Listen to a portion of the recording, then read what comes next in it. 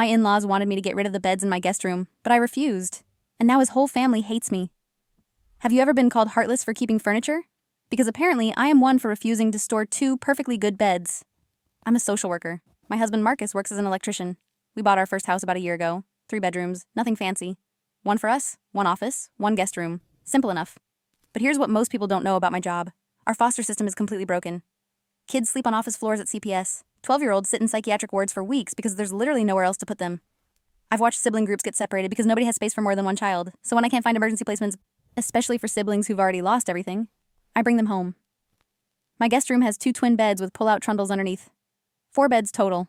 4 kids who can sleep in an actual bed instead of a cot in some fluorescent-lit office. Marcus never questioned it.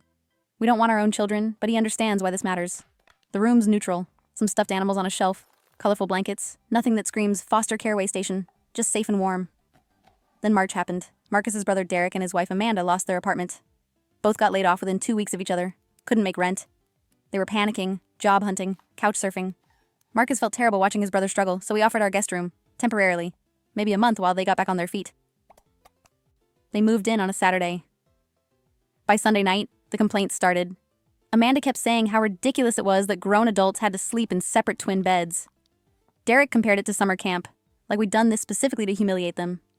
Within 3 days, they were asking us to get rid of the beds entirely so they could fit a queen air mattress in there. Amanda even offered to pay for a storage unit. She said they'd move everything themselves, no trouble at all. I said no, we don't have a garage. Where exactly was I supposed to put 2 full bed frames with trundles? And honestly, I'd spent time setting up that room for a specific purpose. They were supposed to be there for 4 weeks maximum. I didn't say this part out loud, but I also didn't want them getting comfortable. I'd rather keep space available for kids who actually have nowhere else to go than rearrange my entire house for my in-laws who were just annoyed about their situation. Amanda wouldn't drop it. Every few days, she'd bring it up again. Different angles, different offers, storage solutions, moving companies. She'd sigh dramatically whenever she walked past those beds. When Marcus's parents came over for dinner, she made a point of showing them the room and saying, "This is where we're sleeping, in children's furniture." After 2 weeks of this, Marcus finally snapped. He told them if they didn't like the accommodations, they could get a hotel. And if they complained one more time, they'd need to leave regardless. They stayed quiet after that. Sort of.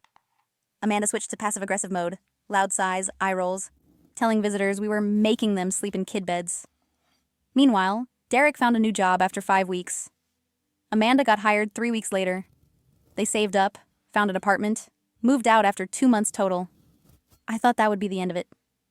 We'd help them through a rough patch. They'd be grateful and move on. Instead, they torched us to Marcus's entire family. His mom called me selfish within a week. She said I should have been more accommodating to family in need. Marcus's aunt told him I was cruel for not even trying to make them comfortable.